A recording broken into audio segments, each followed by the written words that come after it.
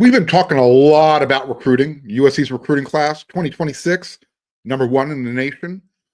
Does USC need Ryder Lyons?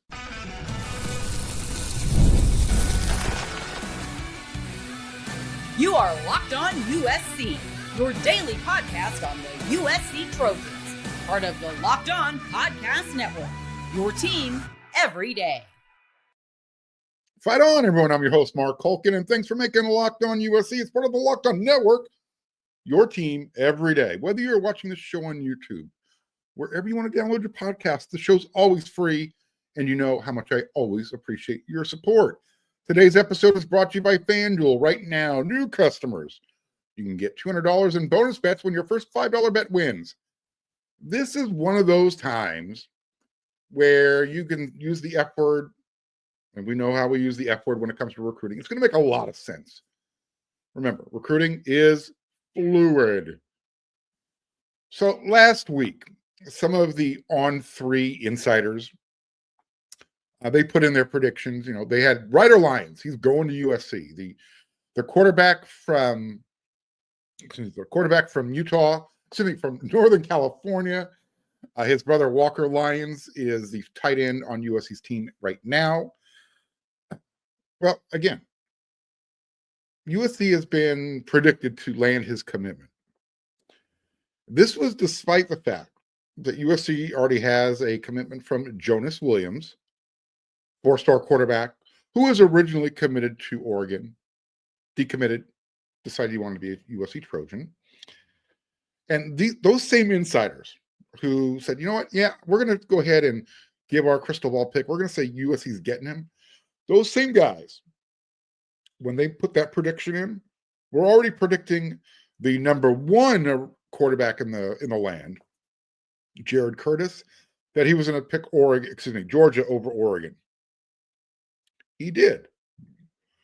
Jared Curtis picked Georgia, committed. Oregon without a quarterback. They lost Jonas Williams, and all of a sudden now, the guy they were really banking on, he's going to stay closer to home. He's going to go to Georgia. And Ryder Lyons is, predicted to go to USC. Well, something changed. Steve Wiltfong, he was one of those guys who flipped his crystal ball from USC to Oregon. Talking about Ryder Lyons. Again, what changed? Pete Nakos, he was 80% confident that USC was getting Ryder Lyons. Again, what changed? Right now, lately, the Ducks have been getting roasted on the recruiting front. I mean, taken behind the woodshed type of stuff. Not just USC's doing it to them. They're getting it from all ends. So I guess my question is, why is Ryder Lyons all of a sudden predicted to pick Oregon? Did he just get a significant pay raise call from Oregon?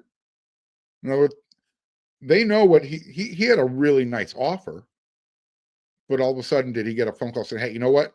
We lost Jonas Williams. We lost out on Curtis. We have to have you. What do you want? You give us a number, we'll write the check. Is that where they're at right now? Is that where Ryder Lyons is right now? Saying, I hold all the cards. Again, I just want to remind everyone, nobody is anticipating Ryder Lyons showing up on anyone's campus until 2027 at the earliest. He's going to be taking his Mormon mission for a year. Trust me, I get how good Ryder is and the potential, how good he could actually get, working with Coach Heward, Coach Riley. But as far as a PR hit, in other words, USC has their quarterback situation set up really well. They could survive not getting Ryder Lyons. But as far as a PR hit, public relations type of thing, if Oregon was to get his commitment, again, USC isn't going to feel like Oregon's felt for the last month or so. They're not. USC's recruiting is doing quite well. I mean, like I said, it's not just USC who's keeping all the California kids home. All of a sudden, now you got Washington pounding little brother on the head. They got Cody Green, the offensive tackle, to flip from Oregon to Washington. He's originally from the state of Washington, so that makes sense. But then Oregon got some more bad news. Derek Coleman-Brusa, he decided he was going to stay home and play for the Huskies. The Ducks need Ryder Lyons to commit. They need a recruiting win badly. I was talking with someone before I taped this show, and I've been hearing some of the NIL dollar amounts that are being thrown around, and some of the alleged numbers that Ryder can get from USC before he even takes a snap, crazy. So if it's accurate, and all of a sudden these the prediction for Ryder to SC is now flipping towards Oregon, I can only imagine what kind of dollar number they're throwing at him. I mean, if the number that USC is offered is accurate, Oregon's gonna have to beat it to make it happen. And that's, we're talking big numbers here. I'm not going to give you the particulars, just know big numbers. But here, USC has a couple of things working for him. Number one, older brother Walker Lyons is already at USC. Number two, the family, his parents, they love USC.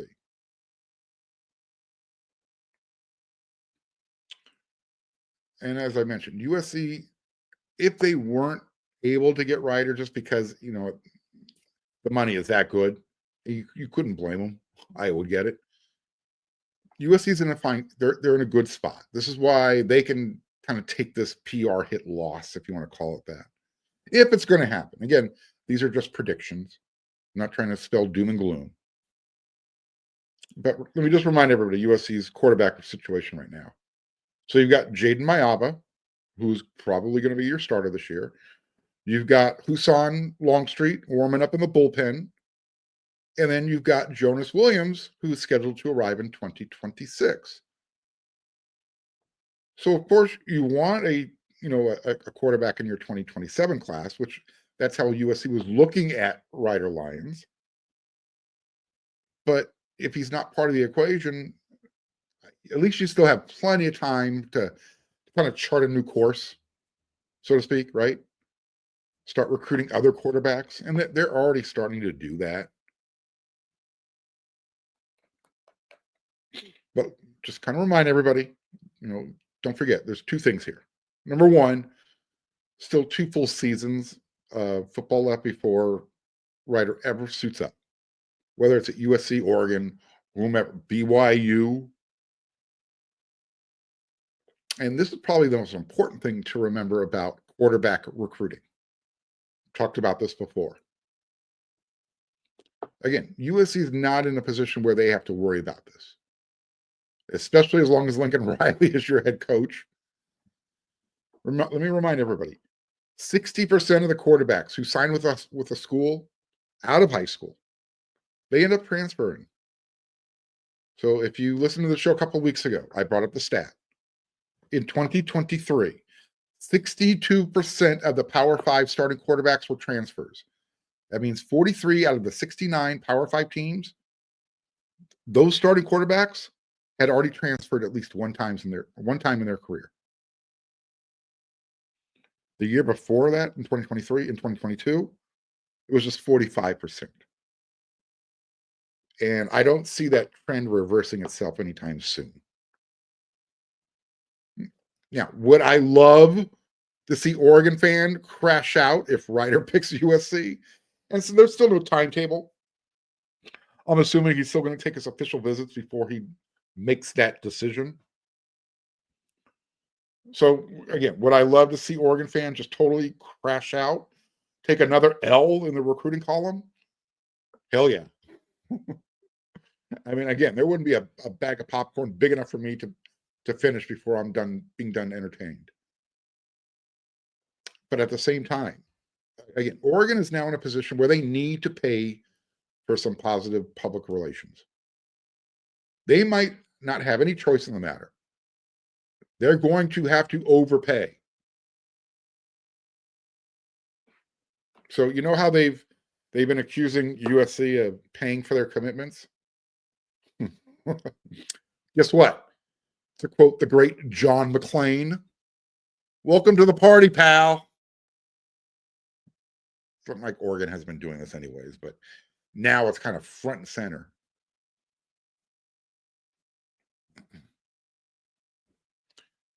Bottom line is this: USC can afford to miss out on Ryder Lyons. Oregon can't. So the question that I'm going to close this segment out with, hit me up in the comment section. Let me know your thoughts. Does USC need to start charting a course for its quarterback recruiting in 2027? I don't think they're going to bring another quarterback in the 2026 class unless his name is Ryder Lyons. But if the predictions are starting to roll towards Oregon out of the blue, you assume it's because of NIL.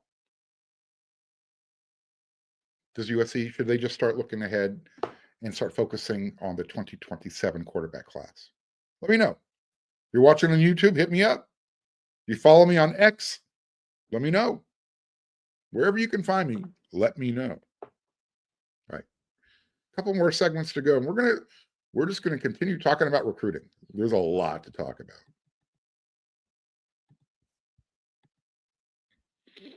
The NBA playoffs are in full swing, and every night delivers highlights worthy that are, you don't want to miss these things, right? Major momentum shifts, can't miss moments. Well, FanDuel makes it easy to stay in the game before tip-off and live with player props, performance trends, same-game parlays. The fans like you, check this out. You have more ways to win than ever before. You can play smart and you can win big. Which players are showing up in the biggest moments? We know it's not LeBron, that's for sure. And how could tracking their trends help you build your next bet? If you got a read on who's heating up, why not back it up with a same-game parlay? How would $200 in bonus bets add to the excitement if your first $5 bet wins? Well, if you're new to FanDuel, it's the perfect time to sign up. Head to FanDuel.com and place your first $5 bet. If it wins, you're going to get $200 in bonus bets. Make every moment more with FanDuel, an official sports partner of the NBA.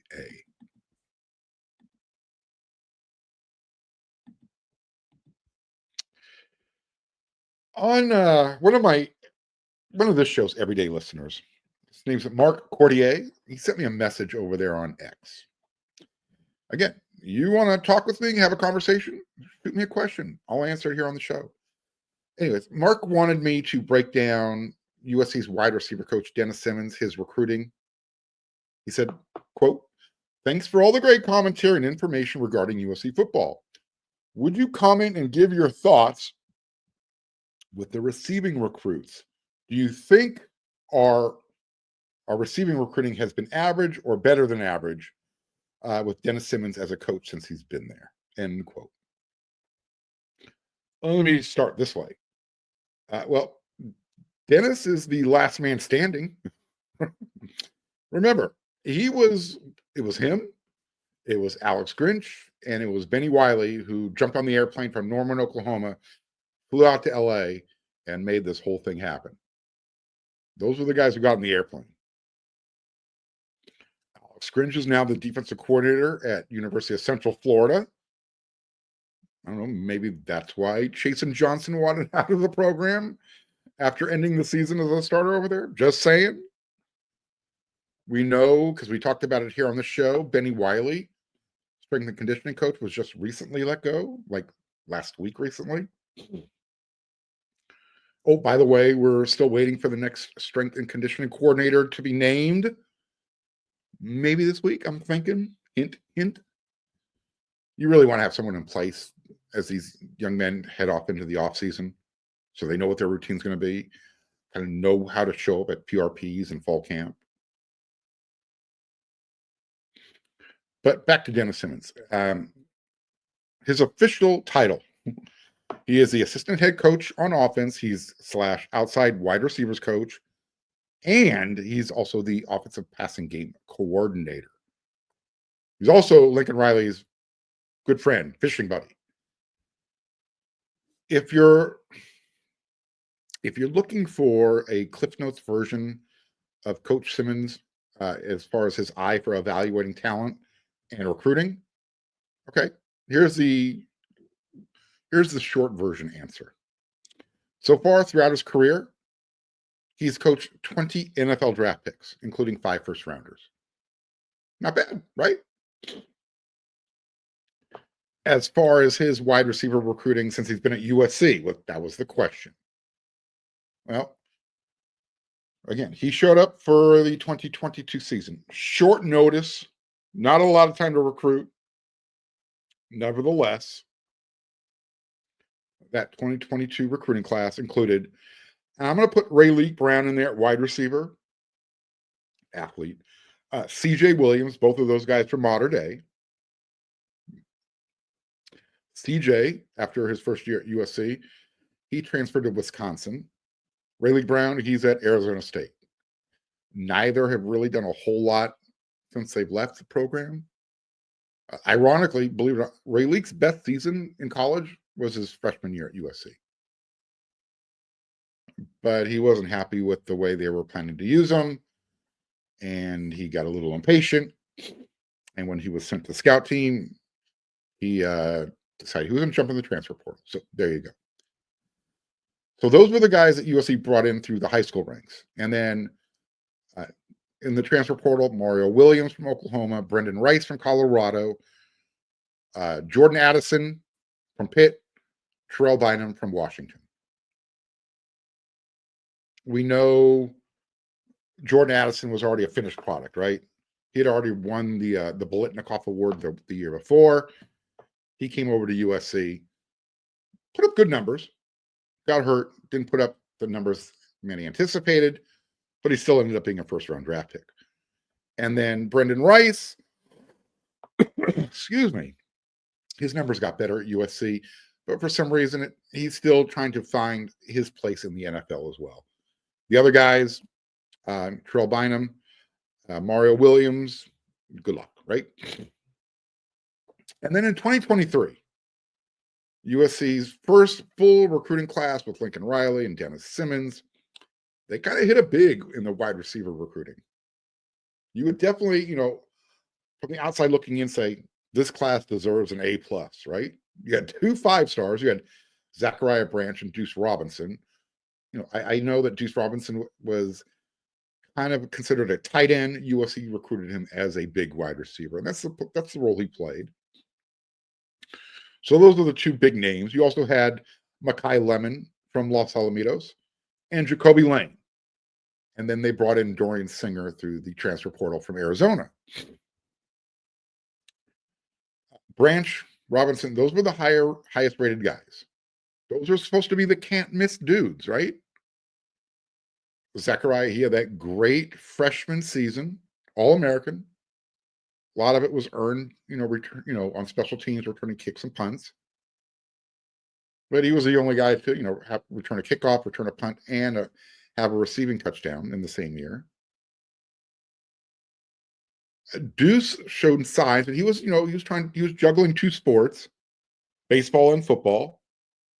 In 2023, 16 catches, 350 yards, a couple of touchdowns.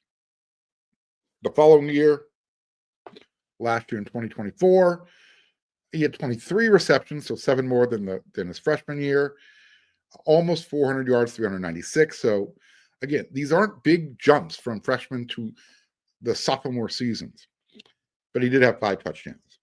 He's now at Florida State. As sophomores last year, Makai Lemon, Jacoby, they were the guys. If those 2 dudes carry over what they did in 2024 into the 2025 season as they're into their junior year, it's not might. Simmons is going to be adding more guys to his NFL draft notches. He can add more notches to his belt. One of those, and I'm thinking Jacoby, he's first-round talent just because of that freak status.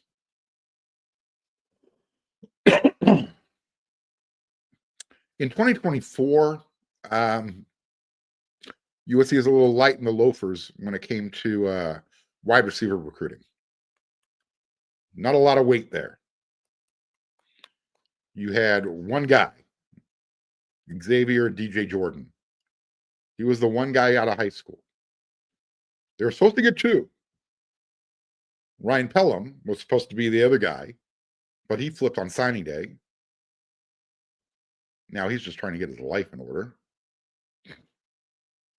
And so because USC only brought in one receiver out of the recruiting class, they went into the transfer portal. They brought in Jay Fair from Auburn, Jaden Richardson from Tufts University, and Charles Ross from San Jose State.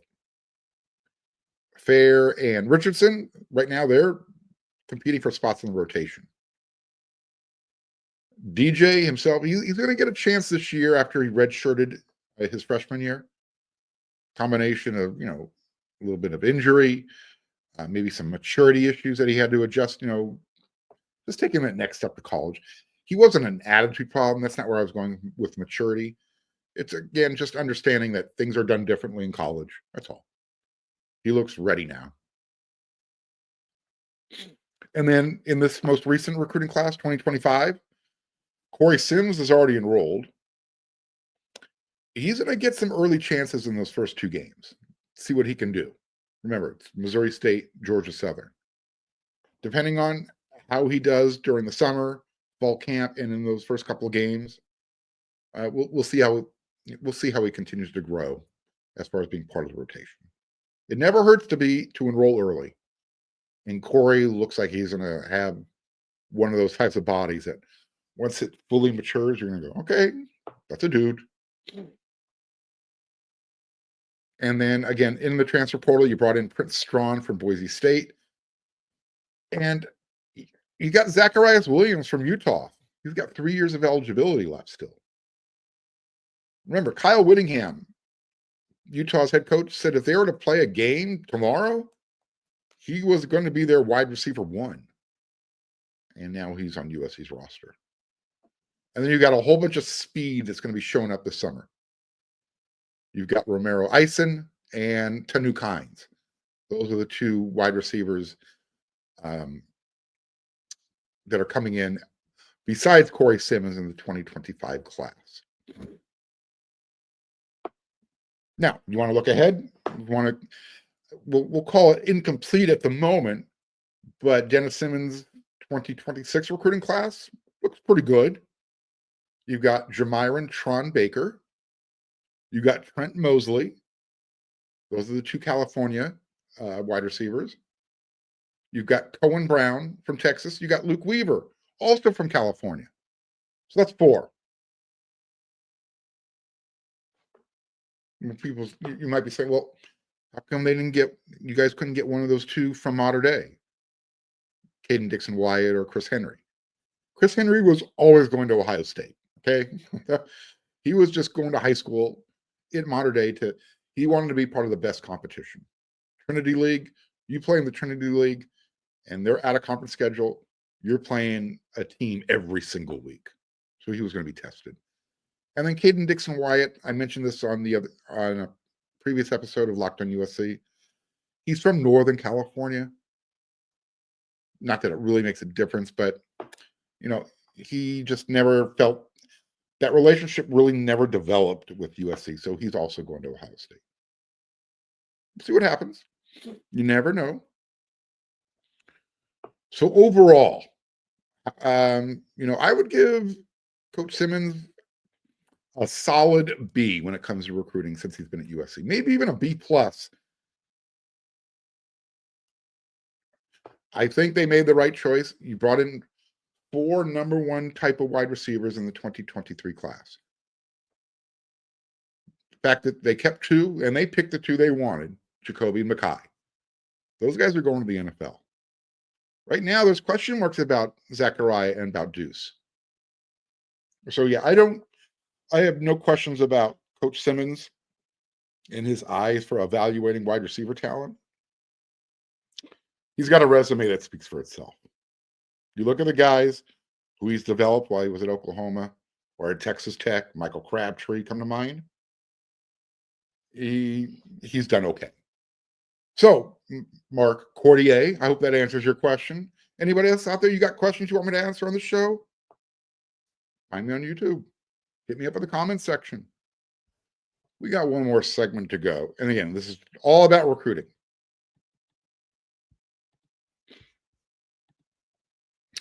Scaling your business requires the right expertise at the right time. With Upwork, you can find specialized freelancers in marketing, development, design, and more, experts who are ready to help you take your business to the next level. Upwork gives businesses flexibility by connecting them with top freelance talent across multiple industries, including IT, AI, web development, and marketing. And if you need help with a marketing campaign, Upwork can connect you with a freelance expert who delivers incredible results. Grow your needs cost effectively. Instead of hiring full-time, Upwork helps find affordable, top-tier freelancers to scale businesses efficiently. And posting a job is free and it's simple. And literally within a day, you're going to have multiple qualified candidates to choose from. Visit upwork.com right now and post your job for free. That's P like Paul, WORK.com. Upwork.com to connect with top talent and grow your business today.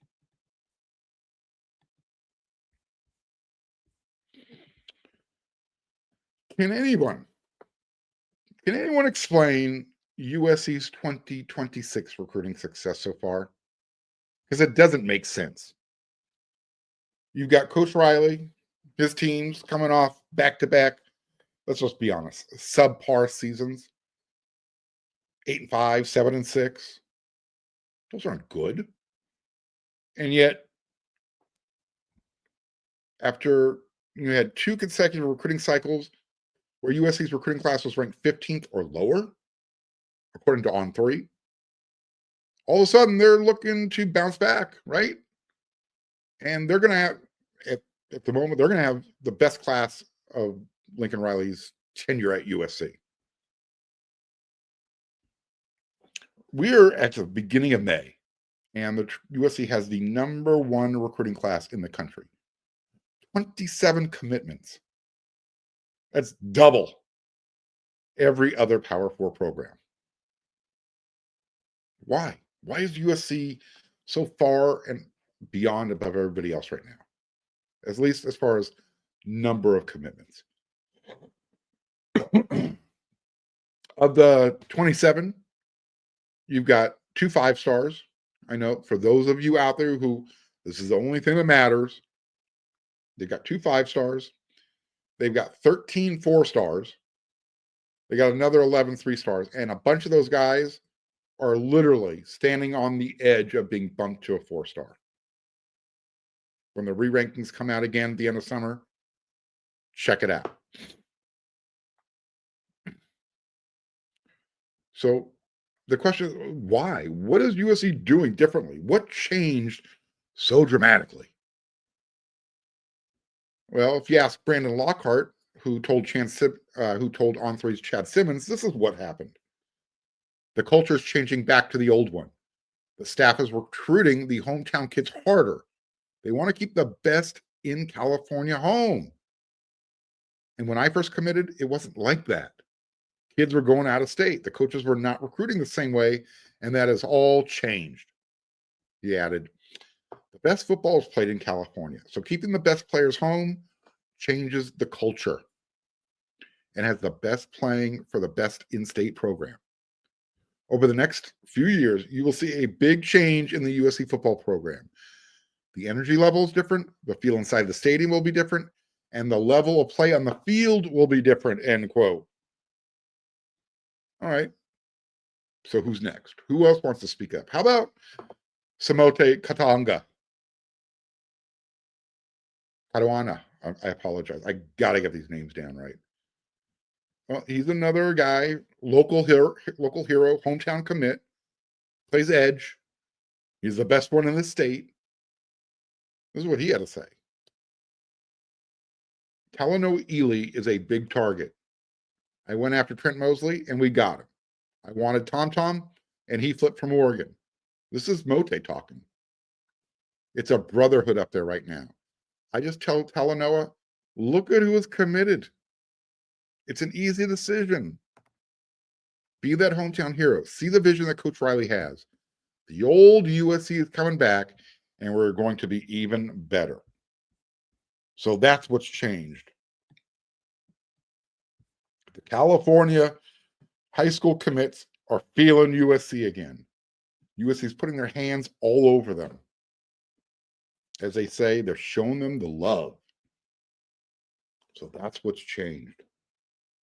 And like I said, a lot of these guys right now, for those of you who need to see the stars, some of them are severely underranked.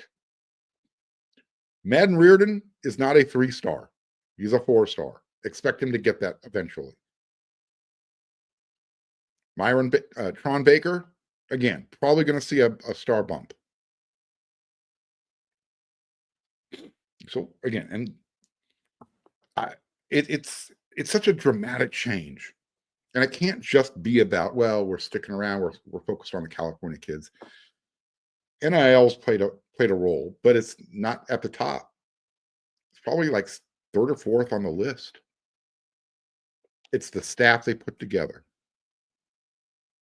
It's just the energy. It's the renewed emphasis on keeping the best from California home. That's the difference. In the past, those guys were leaving the state. Not anymore. All right. There's another episode in the books for you, all about recruiting. We talked about the quarterback recruiting. We talked about USC's great wide receiver recruiting. And we just, kind of in May took a snapshot of USC's recruiting class and why it's doing so well. We're going to revisit this conversation, especially at the end of June when the official visits are over, because USC's recruiting class might be done. And they might be so far ahead of everybody, I don't think anybody will be able to catch them. We'll find out. Till that next episode of Locked on USC, I'll be back again tomorrow. Until then, everyone, you know what to do.